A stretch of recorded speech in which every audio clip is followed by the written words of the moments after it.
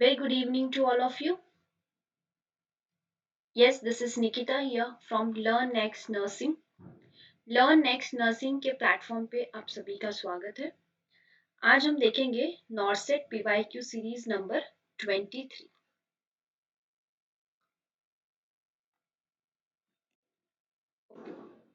Question number 1. Which type of insulin can be administered by a continuous IV drip? आपको चार option दिए हैं। इन चारों में से ऐसा कौन सा इंसुलिन का टाइप है जिसे आप कंटिन्यूअसली आईवी ड्रिप यानी कि आईवी रूट से as in the form of drip continuous drip के फॉर्म में एडमिनिस्टर कर सकते हो? Humulin N, NPH insulin, regular insulin या फिर लेंटे इंसुलिन। सी, दो तरीके के इंसुलिन होते हैं जो आईवी से दिए जाते हैं। एक होता है हमारा रैपिड एक्टिंग, एक होता है हमारा शॉर्ट एक्टिंग। ठीक है, रैपिड एक्टिंग में हमारे कौन से इंसुलिन के टाइप आते हैं? Lispro, aspart. ठीक है, शॉर्ट एक्टिंग में क्या आता है? एक्ट्रोपिक, या फिर जिसे हम कहते हैं रेगुलर और प्लेन इंसुलिन। ठीक है, आईवी ड्रिप से, आईवी रूट से हम दो ही तरीके के इंसुलिन दे सकते हैं, जिसमें जो कि rapid acting and short acting. ठीक है, सो शॉर्ट एक्टिंग में जो हमारा ये रेगुलर और प्लेन इंसुलिन है, ये हम आईवी रूट से दे सकते हैं। ठीक है, सो यहाँ हमारा करेक्ट आंसर क्या हो जाता है? Regular insulin, that is option number C. ठीक है, स्टिल जो मोस्ट कॉमन रूट होता है इंसुलिन के लिए,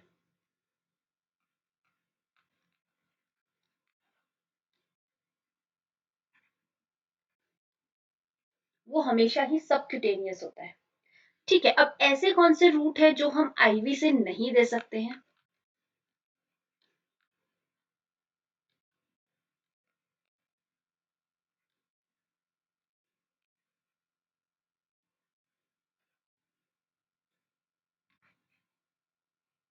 एक होता है लॉन्ग एक्टिंग और एक होता है इंटरमीडिएट।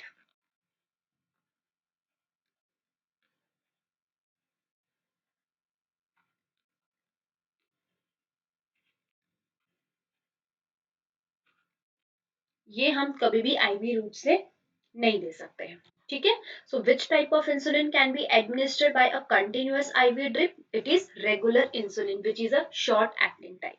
ठीक है, next question. A burn victim is immunization history assessed by the nurse. Okay, एक burn victim का हम immunization का history assess कर रहे हैं। ठीक है, which immunization is of priority concern? आप एक पेशेंट, एक बर्न पेशेंट है, उसकी इम्यूनाइजेशन हिस्ट्री पूछ रहे हो, तो ऐसा कौन सा इम्यूनाइजेशन रहेगा जो आपका प्रायोरिटी कंसर्न रहेगा? Oral polio virus vaccine, inactivated polio virus vaccine, tetanus toxoid या फिर hepatitis B vaccine? This is second question. ठीक है, हेपेटाइटिस बी वैक्सीन। कौन सा ऐसा इम्यूनाइजेशन रहेगा जो आपके लिए एक प्रायोरिटी कंसर्न रहेगा एज अ नर्सिंग ऑफिसर? एक एक बात करते हैं। ओरल पोलियो या फिर इनएक्टिवेटेड पोलियो वायरस वैक्सीन, ये कैसे ट्रांसमिट होता है?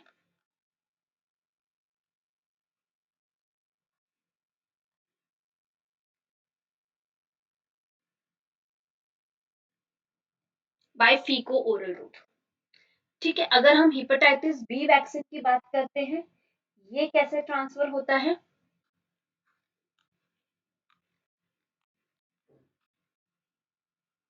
बाय ब्लड प्रोडक्ट और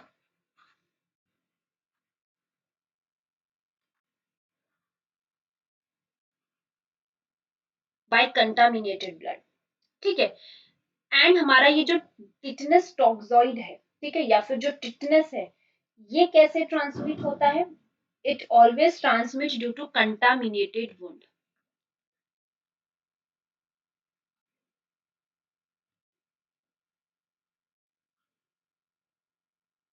तो यहाँ पे इम्यूनाइजेशन कौन सा प्रायोरिटी कंसर्न का रहेगा? That is our tetanus toxoid. Option number C will be your correct answer. Clear? Okay,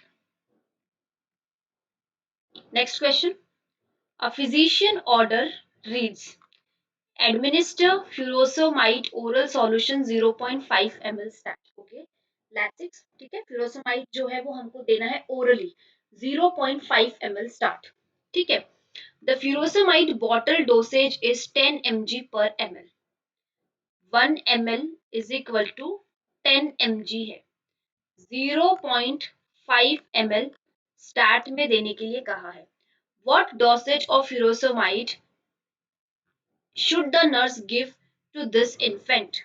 जब नर्स को furosemide का ड्रॉप देना पड़ेगा तो कितना डोज वो दे रही होगी? 5 mg, 0.5 mg, 0.05 mg और 20 mg। वेरी सिंपल, अगर 1 ml is equal to 10 mg होता है तो 0.5 ml उसका आधा हो जाएगा, दैट इज 5 mg। तो करेक्ट आंसर आपका क्या हो जाएगा? 5 mg।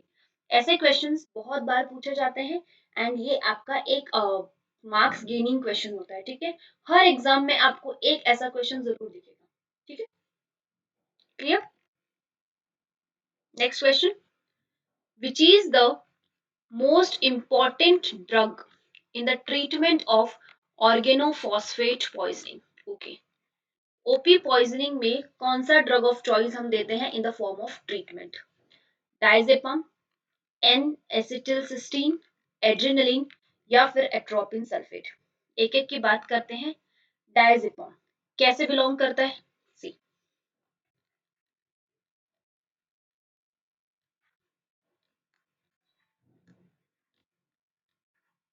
Belongs from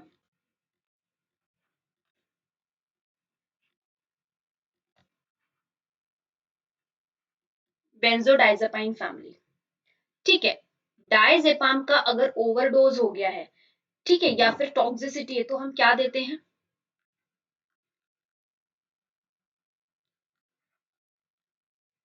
फ्लूमेजेनिल, flumazenil. ठीक है, डायजेपाम का अगर ओवरडोज होता है, टॉक्सिसिटी होती है, तो हम क्या देते हैं? फ्लूमाजेनिल। ठीक है,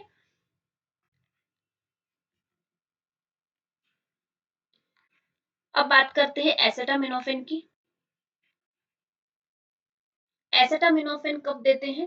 सॉरी, जब एसेटामिनोफेन का ओवरडोज होता है तब हम क्या देते हैं? एन एसिटिल सिस्टीन, जिसको हम म्यूकोमिक्स भी कहते हैं। ठीक है, अगर एड्रीनलीन का ओवरडोज हो गया है तब क्या देते हैं? लैबेटालॉल। ठीक है, एंड जब एट्रोपिन का ओवरडोज होता है तब क्या देते हैं? फिजोस्टिजमीन।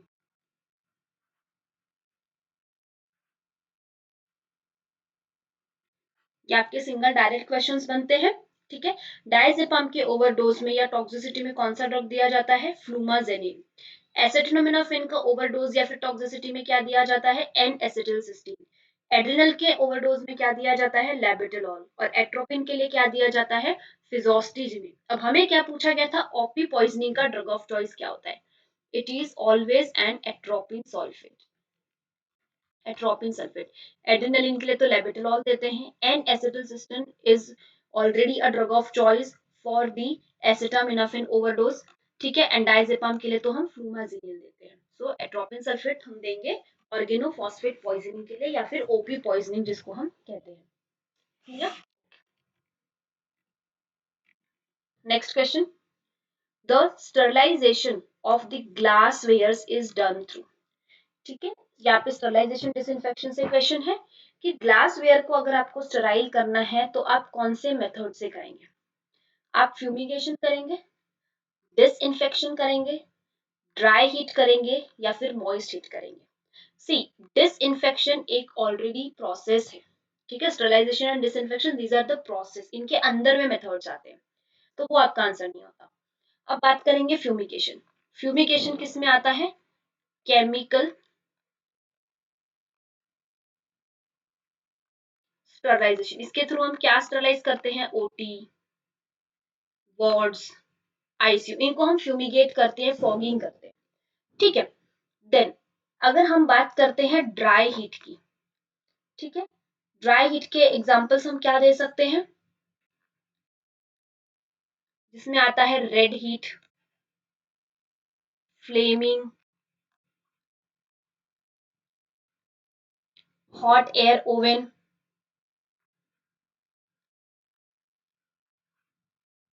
इंसिनरेशन। ठीक है। अब ये जो हॉट एयर ओवन है, इससे हम स्पेशली किस चीज को मतलब what we can say sterilize करते हैं? Metallic objects. जो शार्प ऑब्जेक्ट्स होते हैं ना, मेटालिक ऑब्जेक्ट्स, उनके लिए। ठीक है। देन मॉइस्ट हीट में क्या आता है हमारा? बॉइलिंग। देन आता है टिंडलाइजेशन, इंस्पिरेशन, ऑटोक्लेव। अब देखो दो ऑप्शन, फ्यूमिगेशन तो हमारा आंसर करेक्ट यहाँ पे नहीं होता, क्योंकि इसमें तो हम directly OT, wards, ICU spaces को जो है हम स्टरलाइज करते हैं। ठीक है, ग्लासवेयर्स को नहीं करते। अब बचा ड्राई हीट और मॉइस्ट हीट। मॉइस्ट हीट में अगर आपने किसी ग्लासवेयर को बॉईल किया, टिंडलाइजेशन किया, इंस्पिरेशन किया या ऑटोक्लेव किया, एक्सेसिव टेम्परेचर होने के वजह से, ठीक है, वो क्या हो सकता है? ब्रेक हो सकता है। ठीक है। और अगर आप यूज करते हो ड्राई हीट, ठीक है, एंड ड्राई हीट में भी कौन सा ऐसा मेथड है जिससे कि हम ग्लासवेयर को ये करते हैं, what we can say, glassware को स्टरलाइज करते हैं? Yes, it is flaming. अगर आपसे स्पेसिफिकली पूछा जाता, the sterilization of glassware is done through, it is done through flaming. ठीक है। But most common dry heat method कौन सा यूज किया जाता है? It is hot air oven. But अभी यहाँ पे आपका ऑप्शन के हिसाब से आंसर क्या होता है? The sterilization of glassware is done through dry heat. अगर ड्राई हीट आपके ऑप्शन में ना होता और फ्लेमिंग और हॉट एयर ओवन होता, तब आपका आंसर हो जाता फ्लेमिंग। फ्लेमिंग भी नहीं दिया रहता तो सेकेंड प्रायोरिटी में आपका आंसर हो जाता हॉट एयर ओवन। क्लियर है? Yes, sterilization of glassware is done through dry heat. ठीक है। ड्राई हीट में भी कौन से मेथड से? फ्लेमिंग से। If flaming is not there, then it is hot air oven. Okay, next question. All of the following are examples of antipsychotic drugs except. ठीक है। Clozapine, alprazolam, olanzapine and quetiapine. See, इसके लिए हमको देखना पड़ेगा कि antipsychotic drugs का classification क्या है।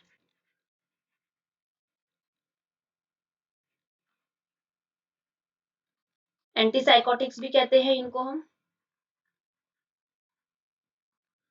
न्यूरोलेप्टिक्स भी कहते हैं,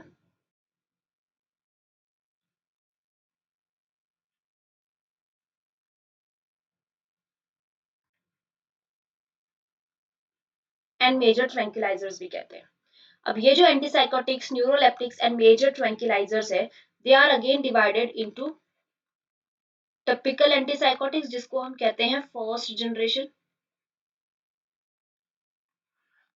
ठीक है, एंड एक होता है और टिपिकल एंटीसाइकोटिक्स, जिसको हम कहते हैं सेकेंड जनरेशन।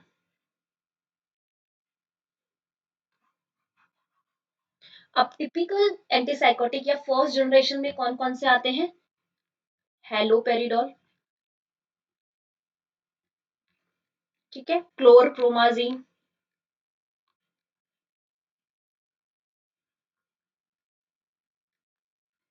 और क्या आता है? ट्राइफ्लूप्रोमाजीन।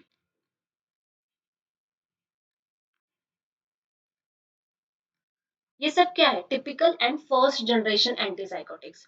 अगर हम बात करते हैं atypical and second generation antipsychotics, तो इसमें हमारा आंसर क्या हो जाता? सॉरी, उसमें कौन से हमारे एंटीसाइकोटिक्स आते हैं? क्लोजापिन, रेस्पेरिडोन,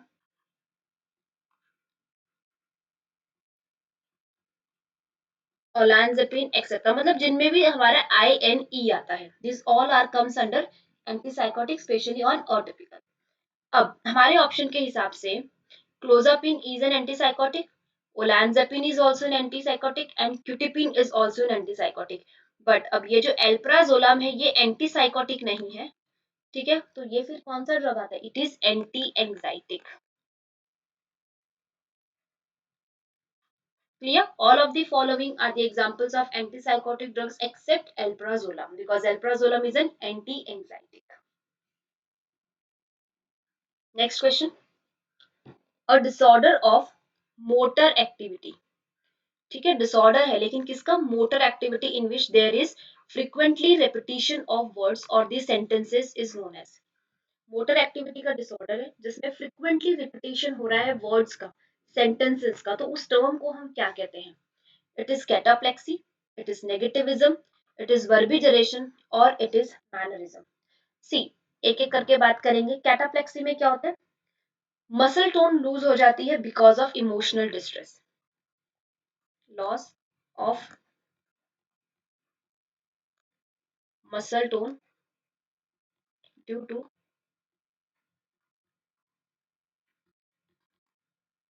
इमोशनल स्ट्रेस, ठीक है। नेगेटिविज्म का मतलब क्या होता है, मोटिवलेस एफर्ट्स इसमें आते हैं। वर्बिजरेशन में क्या होता है, unconsciously repetition of words again and again while talking, unconsciously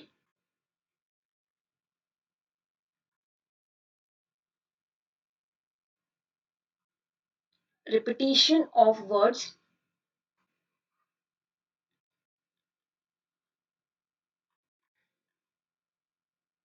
again and again while talking, ठीक है। And last is mannerism, mannerism का मतलब क्या होता है, repeated body movements.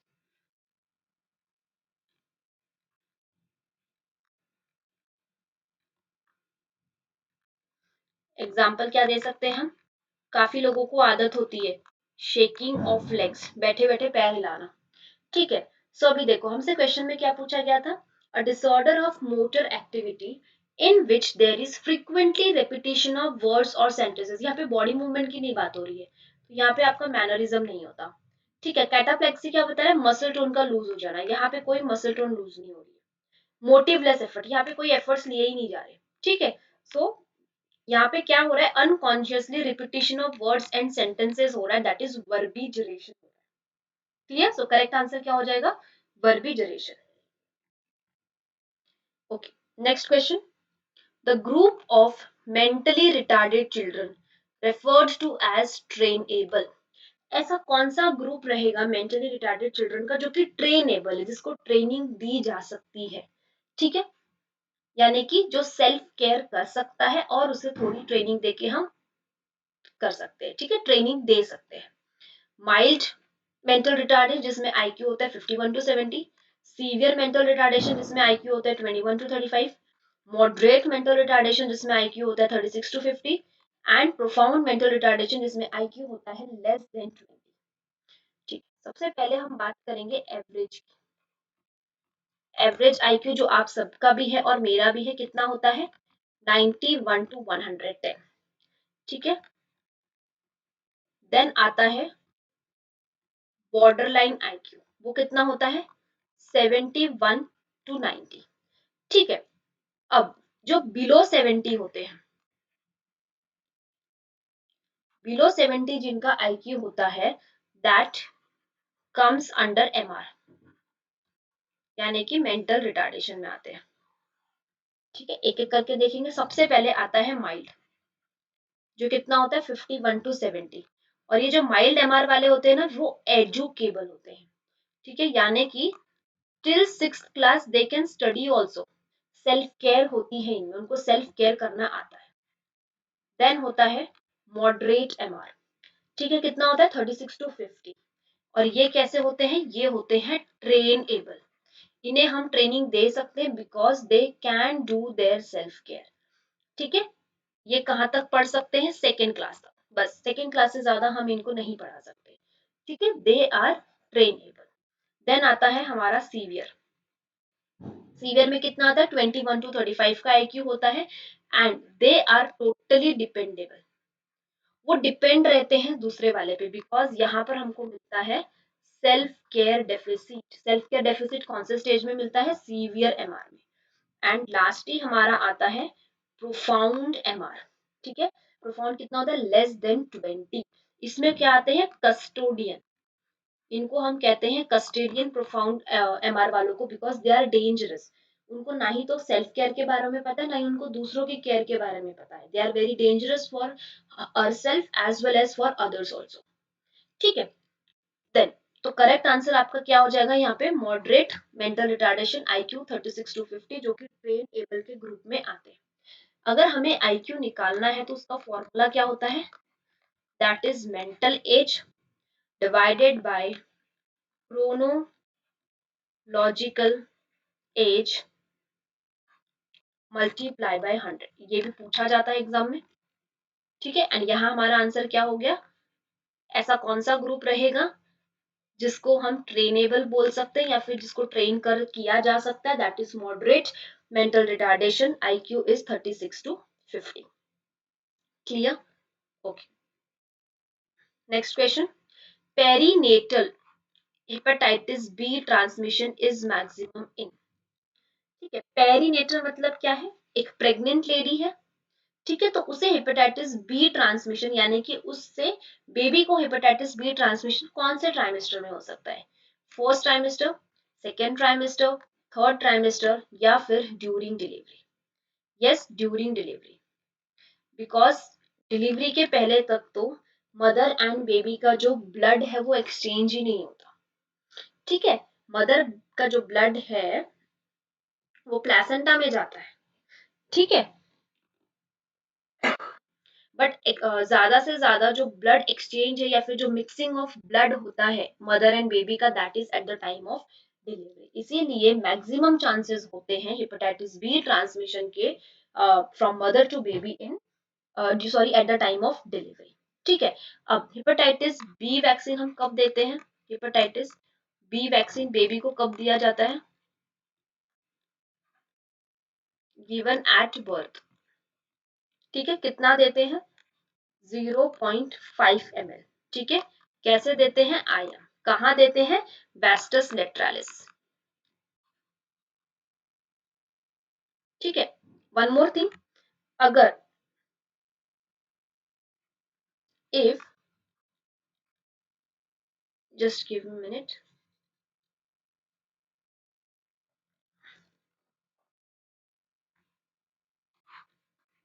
If mother is HbSAg negative, ठीक है, अगर मदर HbSAg नेगेटिव आ जाती है तब हम हेपेटाइटिस बी कब देंगे बेबी को? Give hepatitis B within 12 hours। Again I am repeating, perinatal hepatitis B transmission maximum होता है at the time of delivery. ठीक है, हेपेटाइटिस बी वैक्सीन जो है हम बर्थ पे देते हैं 0.5 ml इंट्रामैस्कुलरली एट वेस्टस लिटरलिस। ठीक है, एंड ये हमको कितने टाइम में देना होता है? With in 24 hours.